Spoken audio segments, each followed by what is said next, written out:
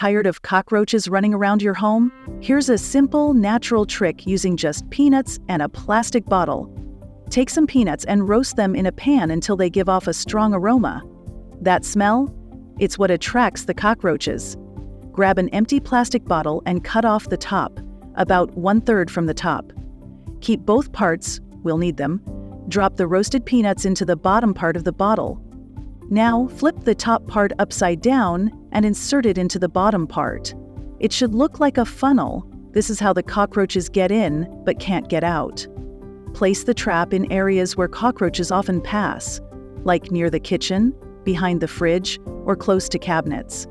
Attracted by the smell, the cockroaches will crawl inside to eat the peanuts.